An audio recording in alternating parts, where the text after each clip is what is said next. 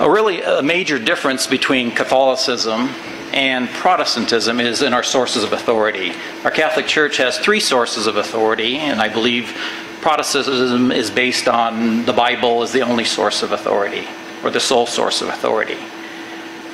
Since God gave us through revelation the 3 sources of authority, and those are the 3 sources of authority in existence from the beginning of the church, when did we get revelation from God to change it from 3 sources to 1? The sources that I understand the Scriptures to bring down to us are the Scriptures and the Apostles' teaching. I don't believe the Scriptures teach that the Apostles had something like an office to pass down.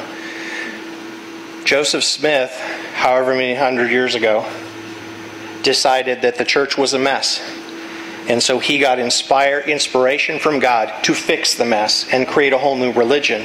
He created all the offices, he created all the various leadership structures, and came up with brand new inspired works. Anytime somebody comes between you as a believer and the Apostles' teaching as revealed in the Scriptures, you run the risk that as they filter the Scriptures through themselves to you, they're fuzzing it up a little bit. All right, this is the end of the interaction with questions, and it's time for you to write down some questions of your own that we will collect at a later point to be posed to these speakers.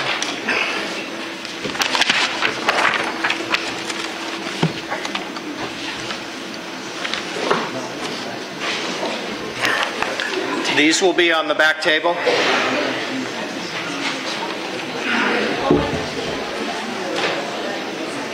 you want to extend the answer? This is too Dampen it a little bit. I'm just talking too loud. He is louder than me, so I'm going to turn him down just a few notches. Okay. Usually it comes up and down. You start off. Okay.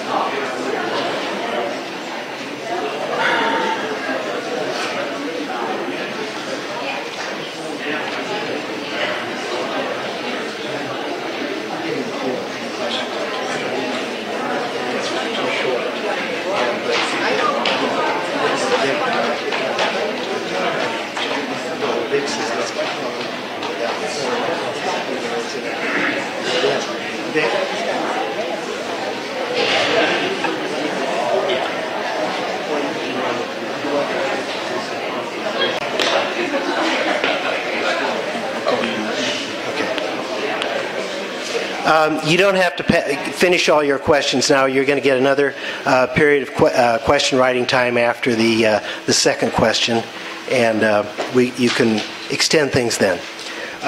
We'll collect all the questions after the second question is dealt with. Our second question for the evening is, by what criteria should a Christian judge a local congregation, church, or ministry group to be faithful to Christ and His teachings, since they often contradict one another in teachings and practices? I think I'm going to let Vic go first this time, since Doug went first last time. Okay. Well, I think all Christians agree that we must submit to the authority of Christ. But the question to ask is, what church does that authority fully exist in the world today? What should I be looking for in a church I wish to attend is an essential question each Christian needs to answer. But this can be a hard decision because of all the options available. Has anyone ever looked in the yellow pages under churches? I looked in Klamath Falls and there are 46 different church groups. There's a lot of options out there. So what criteria should you use in selecting a church? I remember several years sitting around a table with a group of Christians who were asked, why do you attend a particular church? And I'll never forget the answers. There's great music. There's uplifting sermons. There's great youth ministries. It felt like family here. We have great potlucks. There's a wonderful children's choir here. Dynamic speakers. Lots of Bible study groups. It happened I was the last person on that table, and I answered that question then as I'll answer it today. All of those components are good, but they should not be the main reason in selecting a church. How about letting the Bible answer it for us? In John chapter 8, verse 32, it says, "The truth will set you free." Shouldn't the main reason for selecting a church is that it teaches the fullness of the truth? What difference does it make if a church has all these wonderful activities, but it doesn't teach the fullness of the truth? So the goal in finding a church is to find a church that teaches the fullness of the truth. Period. So how can you find a church? I would like to add what I already mentioned as far as the church having sources of authority. And what I thought I'd do here is go to the Bible and let the Bible tell us what were characteristics of that early church. So let's look at some components that Scripture tells us. We already talked about Jesus established a way for his message to be spread after his ascension. He selected apostles, and he gave those apostles apostolic succession so that that authority could be passed on. So first point, a church has to have apostolic succession so that the leaders of the church have Christ's authority. The apostles held an office, which meant it's an ongoing position. And we find out what that position was called in Scripture. After the apostles, that position was called bishop. The office the apostle held was a bishop. And this is in Scripture. So point number 2, the office that the apostles held was called a bishop. And they had the same authority as an apostle. Jesus selected 12 apostles and he collectively gave them authority. And he singled out one apostle and he gave that one apostle the lead among the apostles. In Matthew 16, Jesus gave Peter unique authority as leader among the apostles. So point number 3, the church needs to have a leader among the apostles.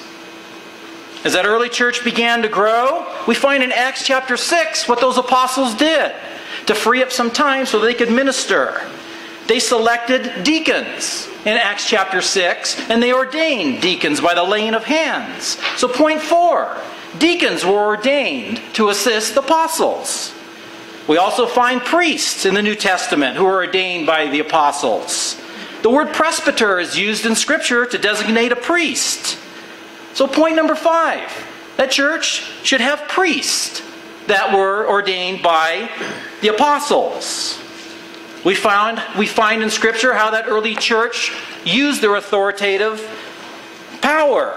The collective group of apostles got together in Acts 15 in a council where they formally defined matters of the church.